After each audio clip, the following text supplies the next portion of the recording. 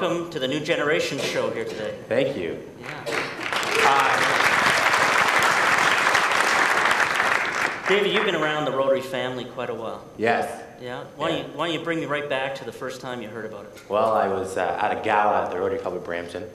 Sorry. Yeah, Didn't we just talk about that? Yeah, we did. Okay. No, it wasn't at a gala. I was introduced to Rotary through the Youth Exchange program, and I was accepted to be a Youth Exchange student for the district by the Rotary Club of Brampton. Hi, Brampton. There's some people out there. Fantastic club there. Did an exchange in New Zealand for 12 months. Started an Interact club while I was away in my home high school. Got involved in Interact in New Zealand. Came back, did Interact, went to Ryla, went off to Western, became a Rotaractor. Really stayed involved and around my Rotary family. There's a really important / scary person in my life who makes sure I come to Rotary events. Norm Binden, he's not in the room, thankfully, so I can talk about him. Perfect. Yeah, but it's been fantastic. So we talked before, and you said you really came aware of service above self just after you got the opportunity to go as an exchange student. Yeah. Why don't you give me a little bit of background on what that means to you then and what it means to you now?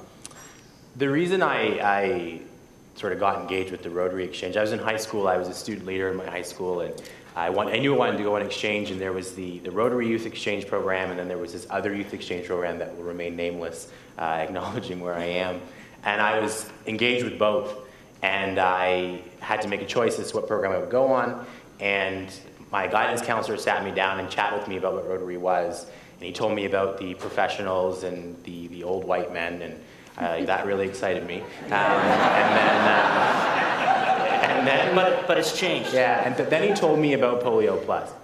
Okay. And I sat in his office, and I was 15 at the time, and I heard about Polio Plus, and I thought, wow, if these people can come together and eradicate a disease, 99.9% of the cases of this disease, then I want to be a part of that community. And so that's why I chose the Youth Exchange program, and immediately I said to the Brampton Club, I don't want to just go on exchange. I'd like to figure out how I can be involved in this in a different way. And they really showed me through a variety of things, whether it was the Thunder Run or the Skate-a-thon or the things they do at the bingo hall. They showed me that leadership was about taking initiative and seeing something that's not right and sort of getting in there to do something about it. So if I hear you right, one of the things that Rotary offers to our youth that maybe some of the other programs out there don't do is a leadership component. Yeah.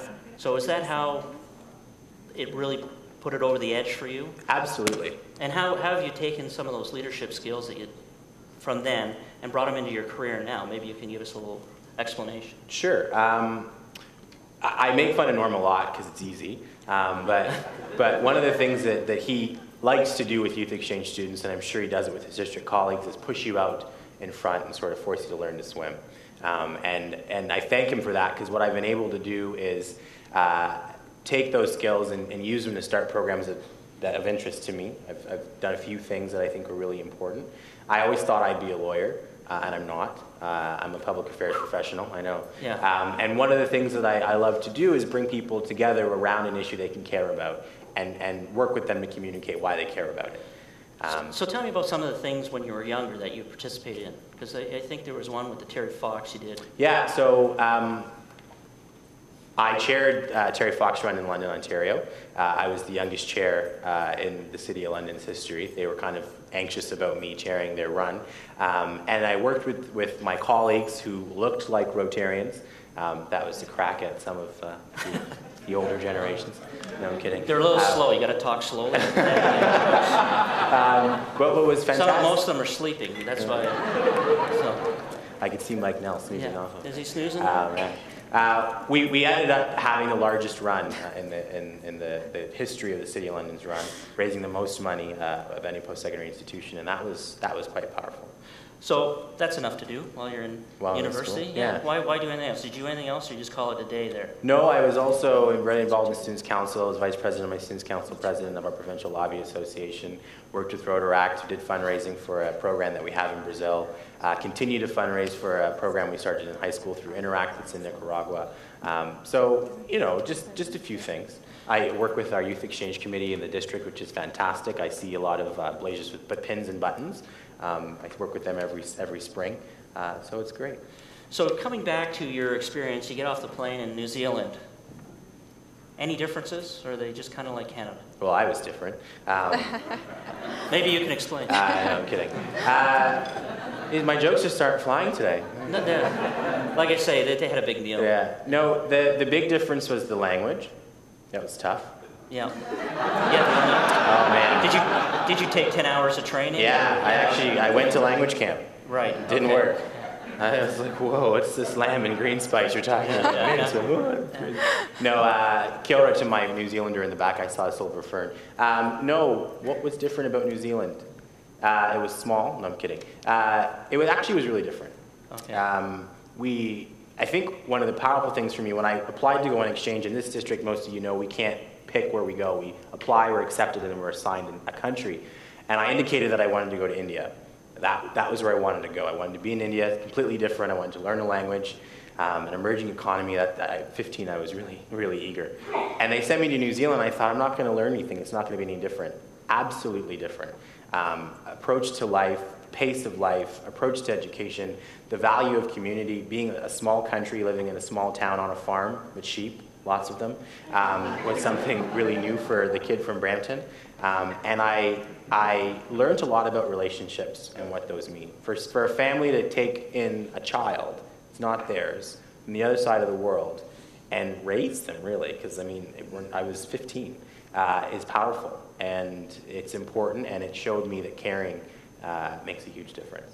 So are you going to bring that, how do you bring those lessons into your everyday life when you're dealing with some of the youth in the community now? Because you do a lot of work with the youth. I do. Yeah. I work on a conference back in London for low-income kids, preparing them for post-secondary education, and we do scholarship money and leadership training. One of the things that I do is I care deeply. It's a philosophy that I sort of adopted. Part of my time in Rotary has taught me that.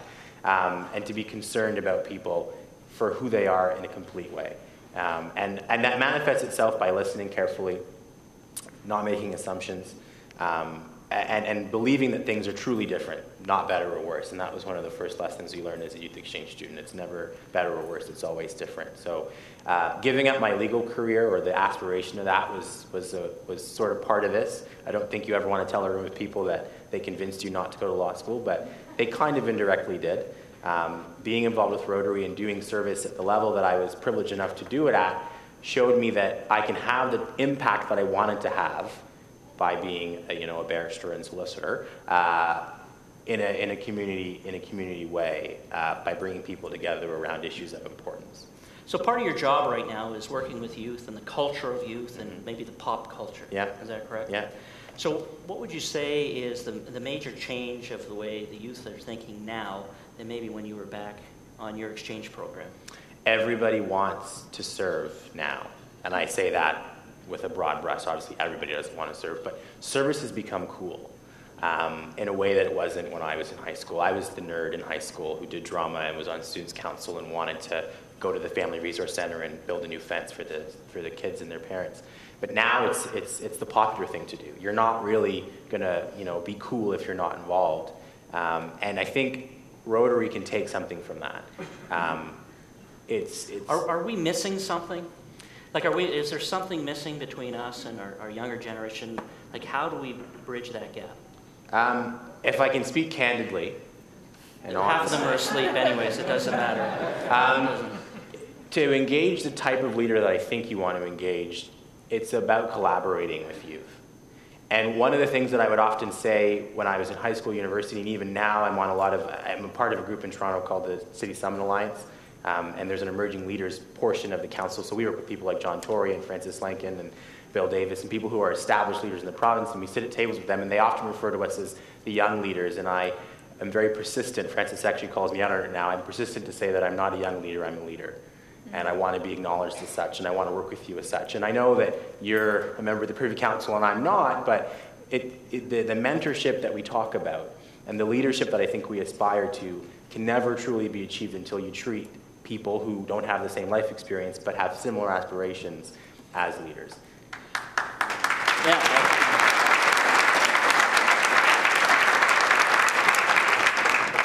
I understand what you're saying, because when I work with the Rotaractors here, and I continuously hear from Rotarians and people standing up that they're our future leaders, our leaders of the future. And yet we saw this morning, we missed Aquila Peoples talking about kids that are 11 years old, Yeah. Raising $1 million Yeah. for charity. I mean, I don't even think I've done what some of these people. So are they a better leader at that age? Can they be a better leader at that age than people that are maybe in their 40s or 50s? I don't know if it's better, but it's different. I'll go back to my first Rotary lesson. We have, as young people, a privilege that a lot of older people didn't have.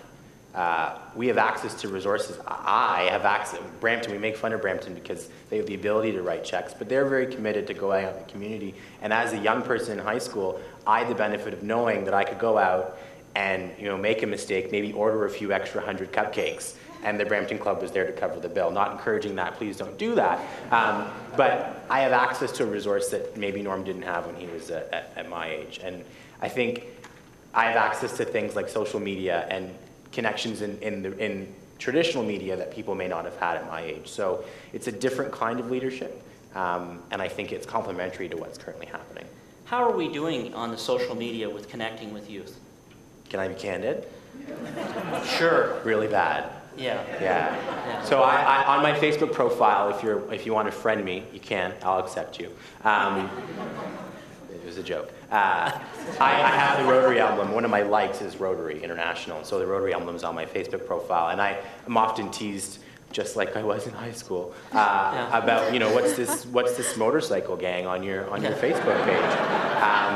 So one of the things that we tell our clients in my business about getting engaged with social media is you just can't be on social media, you have to be on social media. Right. And so I think if Rotary wants to get into that space, we've got to commit ourselves to being active in that space. Right. So coming back to the experience with New Zealand, what would you say your favorite different food was down there that you never saw here? Mince pie with cheese. What is that? It's pie with mincemeat in it and cheese. So you never saw that here? No. In Brampton? What I could say is, my family, we eat like oxtail and curry goat and roti. I'm West Indian. Mince pies or lamb. I'd never had lamb until I went to New Zealand. Wow. I lived in Brampton, right? So with mint sauce, I looked at the mint sauce and I was like, "What is this?" It was crazy. It was like, "Give me a biscuit." It was nuts. But I must have put on. I was a really skinny kid. For those of you who knew me when I was the Brampton Rotarians would know what I looked like when I was 15, and Phyllis and some other exchange committee members. I was like slim, like I was, tiny. And I put some weight on when I went to New Zealand because every day I would go to the canteen. And I would get an L&P, which is the New Zealand soft drink, and a mince pie. And I would just sit and eat this mince pie like a little rabbit. It was so delicious. David, thank you very much for taking the time to come see us tonight.